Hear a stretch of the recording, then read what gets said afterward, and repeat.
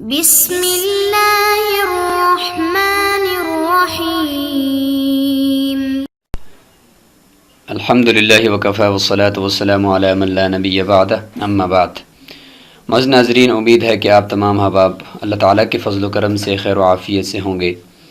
ناظرین، آج ہمارا سبق نمبر 15 ہے اور آج ہم مشہور جزیروں کے اوپر بات کریں گے، اور ان میں سے چند جزیروں کا ہم آج، چونکہ یہ حصہ نمبر 1 ہے تو اس کے اوپر ہم چند مشہور جزیرے اس میں گن سکیں گے۔ طبی جغرافیہ ہے تو سب سے پہلے ہم نے اس کے اندر بات کر لی، بڑے بڑے جو اجسام تھے ان سے متعلق بات کی کہ 7 بر اعظم ہیں۔ اب ان کے قریب قریب جو پائے جانے والے چھوٹے چھوٹے جزیرے ہیں ان کے اوپر بات کرتے ہیں، پھر انہی 7 بڑے بر اعظموں کے اندر پائے جانے والے پہاڑ، جنگلات، صحرا مشہور ہم ان کے اوپر بات کریں گے۔ تو ابھی ہم مشہور جزیروں کی بات کرتے ہیں اور اس میں سے چند جزیرے شمار کریں گے، لیکن سب سے پہلے ہم جزیرے کی، جزیرہ نما کی اور مجمع الجزائر کی تعریف کر لیتے ہیں۔ ناظرین، جزیرہ کسے کہتے ہیں؟ جزیرہ کہتے ہیں ایسا خشکی کا ایسا حصہ جو چاروں طرف سے پانی میں گھرا ہوا ہو۔ خشکی کا ایسا حصہ جو چاروں طرف سے پانی میں گھرا ہوا ہو۔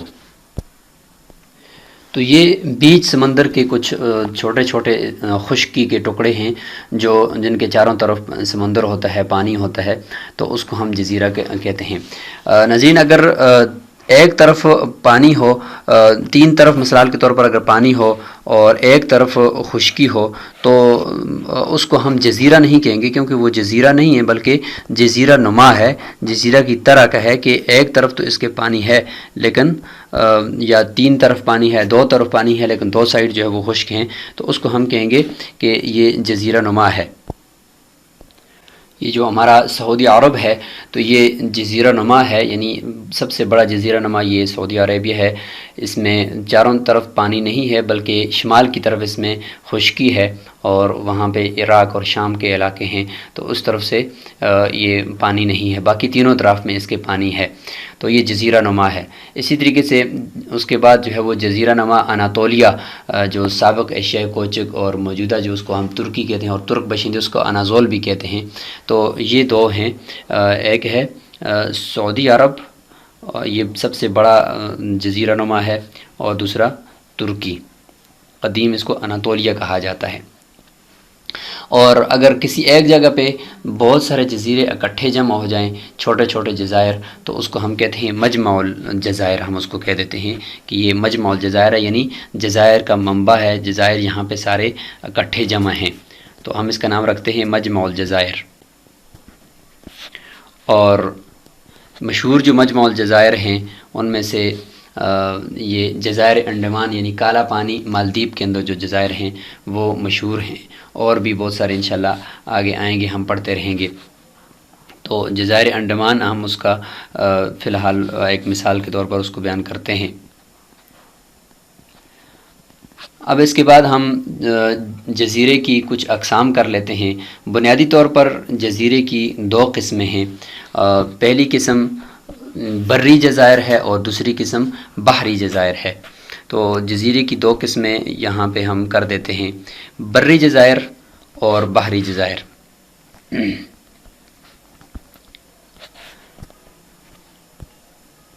تو ناظرین، بری جزائر جو ہیں وہ والے جزائر ہوتے ہیں، ان جزائر کو کہا جاتا ہے جو کسی نہ کسی براعظم کے قریب ہوں، اور ماہرین ارضیات کا کہنا یہ ہوتا ہے کہ یہ سابقہ زمانے میں بری براعظموں سے ملے ہوئے تھے جو بعد میں خشکی کے کسی قدر پست ہو جانے اور سمندر کے خشکی پر امڑ آنے سے براعظموں سے الگ ہو گئے ہیں۔ براعظموں سے الگ ہونے کی بنا پر ان کے مابین سمندر جو ہے وہ تنگ اور ایک اتھلے یعنی کم گہرے ہوتے ہیں، نیز ان کی جو ساخت ہوتی ہے، نباتات اور ان کے حیوانات اس بات پر دلالت کر رہے ہوتے ہیں کہ یہ جزائر کسی زمانے میں اس براعظم کے ساتھ منسلک تھے۔ مثلا سری لنکا ایشیا سے جو ہے یہ الگ ہوا ایسے چاہتا ہے نظر آتا ہے جیسے کہ یہ کسی زمانے میں اس کے ساتھ ملا ہوا ہوگا۔ مڈغاسکر افریقہ سے اور فاکلینڈ جنوبی امریکہ سے کسی زمانے میں جڑا ہوا تھا، لیکن بعد میں سمندر ان کے اوپر درمیان میں حائل ہو گیا، جس کی وجہ سے یہ ابھی الگ الگ نظر آ رہے ہیں۔ تو ان کو کہا جاتا ہے بری جزائر، کہ کسی نہ کسی بر اعظم سے یہ قریب ہوتے ہیں۔ زمین کے نقشے کے اوپر بھی ہم اس کو دیکھ لیتے ہیں کہ بری جزائر کس طریقے سے بر اعظم کے قریب قریب واقع ہوتے ہیں۔ یہاں پہ آپ دیکھیں یہ مڈغاسکر ہے، یہ جزیرہ، اور یہ کسی زمانے میں یہ افریقہ کے ساتھ ملا ہوا ہوگا، لیکن درمیان میں سمندر آ جانے کی وجہ سے اب یہ الگ نظر آ رہا ہے۔ اسی طریقے سے یہ آپ دیکھیں یہ سری لنکا ہے، چھوٹا سا آنسو کے ٹکڑے کی طرح، تو یہ انڈیا پیچھے ہے، اس کے ساتھ کسی زمانے میں ملا ہوا ہوگا، لیکن اب جو ہے یہ الگ نظر آ رہا ہے۔ اسی طریقے سے جگہ جگہ پہ دیکھیں جزائر آپ کو چھوٹے چھوٹے جو ہے وہ بر اعظم کے قریب قریب میں آپ کو نظر آ رہے ہیں۔ تو یہ سب ایسے ان کے بارے میں ماہرین ارضیات یہ کہتے ہیں کہ کسی زمانے میں یہ ہوں گے جو اس بر اعظم کا حصہ ہوں گے، لیکن بعد میں ان کے درمیان سمندر حائل ہو جانے کی وجہ سے اب یہ ایک الگ اور مستقل ملک یا مستقل ریاست بن چکے ہیں۔ بحری جزائر ان جزائر کو کہا جاتا ہے کہ جو بر اعظم سے دور ہوں اور سمندر کے بیچوں بیچ کہیں واقع ہوں، اور آتش فشانی یعنی مادوں کی وجہ سے یہ پہاڑوں کے پھٹنے کی وجہ سے یہ وجود میں آئے ہوں۔ ان کی نباتات، جمادات، حیوانات اور ساخت وغیرہ یہ کسی بر اعظم کے ساتھ وہ مناسبت نہیں رکھتے، بالکل الگ تھلگ کی ان کی ساخت ہوتی ہے۔ پتہ چلتا ہے کہ یہ کوئی الگ ہی دنیا ہے اور الگ ہی ایک جزیرہ ہے جو کسی بھی بر اعظم کے لوگوں کے ساتھ، ان کی نباتات اور جمادات کے ساتھ مشابہت نہیں رکھتے۔ اور جیسے کہ بحر الکاہل کے جزائر کا ایک سلسلہ ہے جو ایشیا کے مشرقی ساحل سے دوش بدوش شمال سے جنوب تک بشکل قوس کی شکل میں اس طریقے سے ایک چلا گیا ہے، اور حلقہ آتشی کے نام سے یہ معروف ہے۔ اسی قسم کے جزیروں پر یہ مشتمل بحر الکاہل کے جزائر ہیں، اور اس طریقے سے جزائر موریشس بھی آتش فشانی کے نتیجے میں رونما ہوئے۔ باہری جزائر جو ہوتے ہیں بڑے بھی ہوتے ہیں، جیسے مثلا گرین لینڈ ہے، آئس لینڈ ہے، اور چھوٹے بھی جیسے قبرص، کریٹ، سسلی اور مالٹا وغیرہ، تو بالکل بر اعظم سے دور ہوتے ہیں اور سمندروں کے بیچوں بیچ ہوتے ہیں۔ ناظرین، اب یہاں پہ ہم کچھ مشہور جو جزائر ہیں ان کی بات کر لیتے ہیں۔ ویسے تو اس پورے کرۂ ارض کے اوپر بہت سارے مجمع الجزائر بھی آپ دیکھ رہے ہوں گے، اور بہت سارے جزیرے اور جزیرہ نما بھی آپ کو ملیں گے، لیکن سب کا احاطہ کرنا مقصود نہیں ہے، کیونکہ ہم اسٹڈی کرتے رہیں گے تو ہمیں خود بخود سمجھ میں آ رہا ہوگا۔ لیکن فی الحال یہاں پہ سمجھانا مقصود ہے کہ جزیرہ کسے کہتے ہیں، اور اس کی کچھ مثالیں اور مشہور جو جزائر ہیں وہ ہم ان کو شمار کریں گے اور ان کے بارے میں تحقیق کریں گے۔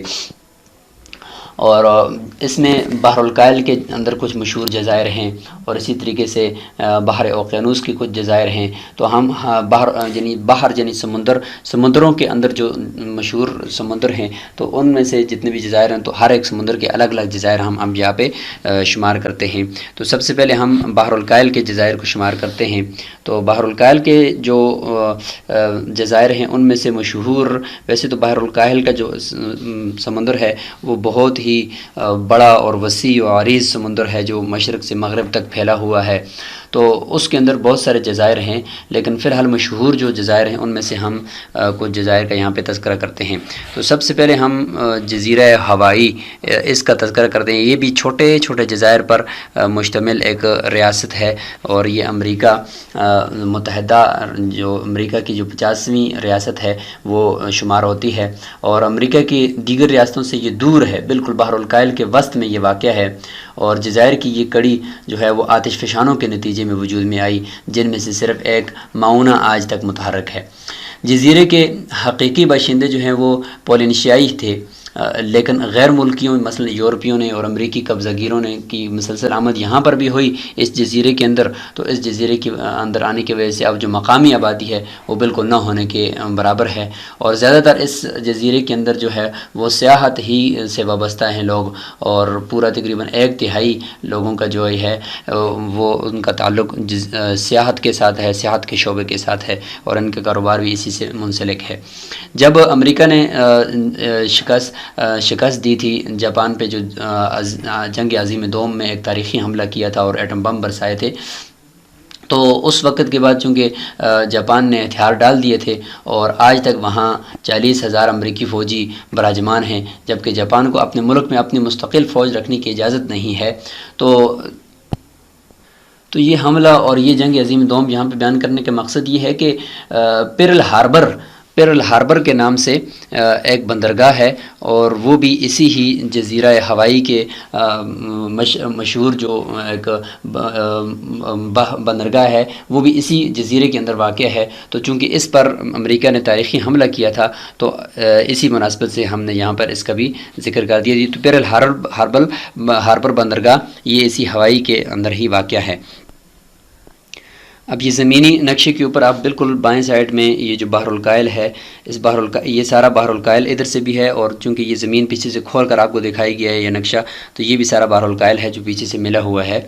تو یہ بہت بڑا سمندر ہے۔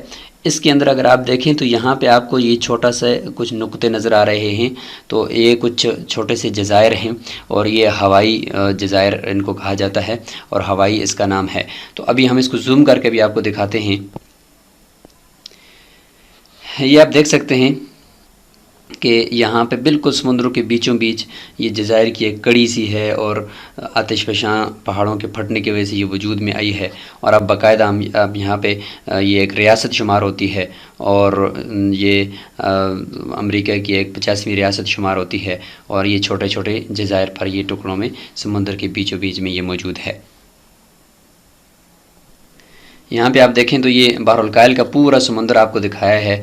اس کے دائیں طرف جو آپ کو نظر آ رہا ہے یہ امریکہ ہے ابھی، اور بائیں طرف جو ہے ایشیا ہے۔ یہ درمیان میں یہ جزائر آپ کو دکھائے ہیں کہ بالکل چھوٹے سے زمین کے نقشے کے اوپر جیسے کہ کچھ نقطے لگے ہوئے ہیں، اس طریقے سے یہ ہیں۔ اور اس کی مزید آگے تصویر دیکھیں تو یہ جو سٹار لگا ہوا ہے اور یہ تیر کا نشان ہے، یہ جزائر ہیں بالکل بحر الکاہل کے بیچوں بیچ۔ اور یہ ان کی کچھ اوپر اور نیچے تصاویر ہیں، اوپر ایک نقشے کی شکل میں کچھ تصاویر بنائی، اور نیچے جو ان کی تصاویر ہیں وہ ہیں۔ اور یہاں پہ بھی اوپر اس کی خیالی ایک تصویر، اور نیچے ان کی حقیقی جزیرے کی تصویر آپ کو نظر آ رہی ہے، اس میں جو لوگوں کی آبادی ہے، اور یہاں پہ جو اس کا پورا نقشہ ہے وہ آپ کے سامنے ہے۔ اور یہاں پہ دیکھیں جو بائیں طرف آپ کو کچھ چھوٹے چھوٹے دائرے لگے ہوئے نظر آ رہے ہیں، تو یہ نشاندہی کرتے ہیں کہ یہ ہوائی جزائر ہیں۔ یہ ایک جزیرے کے ساحل کی ایک تصویر ہے خوبصورت سی۔ تو یہ بحر الکاہل کا ایک مشہور جزیروں کا مجمع الجزائر بھی اس کو آپ کہہ سکتے ہیں، کیونکہ چھوٹے چھوٹے جزیرے ہیں اور بالکل بیچ بحر الکاہل کے ہیں، تو یہ ایک مشہور ہے۔ اب دوسرے کی طرف بڑھتے ہیں، اور دوسرا ہے گوام جزیرہ گوام۔ یہ بھی بحر الکاہل کا ایک مشہور جزیرہ ہے۔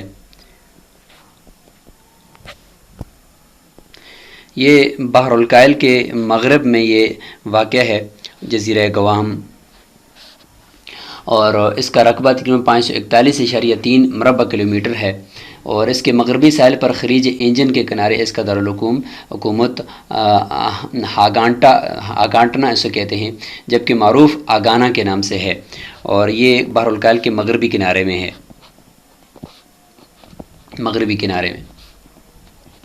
یورپی کھوجکاروں کے جس ہراول دستے نے اس جزیرے کو دریافت کیا تھا، وہ پرتگالی مہم جو فرڈینالڈ میگیلین کی قیادت میں 6 مارچ 1521 میں یہاں پہنچا، لہٰذا 1561 تک یہ اسپین کے قبضے میں رہا۔ پھر 1898 عیسوی میں اسپین امریکہ جنگ کے بعد اسپین اس سے دستبردار ہو گیا، اور اس وقت سے یہ امریکہ کی تحویل میں ہے۔ 2009 کی مردم شماری کے مطابق اس کی آبادی 1,78,000 ہے۔ اس کی وہ خصوصیت جس کی وجہ سے اسے یہاں ذکر کیا گیا ہے وہ یہ ہے کہ اس کے قریب بحر الکاہل کا ماریانا ٹرینچ نامی وہ مقام ہے جس سمندر کی سب سے پست ترین جگہ قرار دیا جاتا ہے۔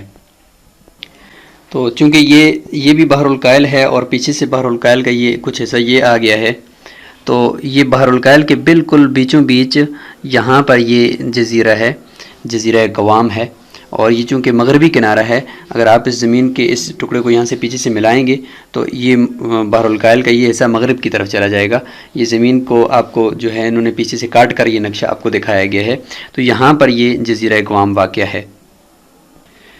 اگر ہم اس کو زوم کر کے دیکھیں تو ہمیں یہ بالکل نظر آ رہا ہے گوام ٹو US، تو یہ یہاں پہ لکھا ہوا ہے. تو یہ جزیرہ یہاں پر واقع ہے، اور اس کی جو صحیح ریئلی تصویر ہے وہ بھی ہم آپ کو دکھا دیتے ہیں. یہ اس شکل میں ہے، جیسے کہ مچھلی کی شکل میں یہ ہے، اور اس طریقے سے یہ واقع ہے. اور یہ اس کے اندر کی کچھ جزیرے کی قریب سے ساحل کی تصویریں ہیں. اگلے سبق کے اندر ہم بحر اوقیانوس کے مشہور اور بہت اہم جزائر جو ہے وہ ہم ان کو ڈسکس کریں گے. ان سے متعلق کچھ تاریخی حقائق ہوں گے، وہ کچھ جو سیاسی جغرافیہ کے اندر ہوگے، لیکن ان کی طبی خط و خال طبی جغرافیہ کے اندر انشاءاللہ ہم ان کے اوپر بات کریں گے. السلام علیکم ورحمۃ اللہ وبرکاتہ.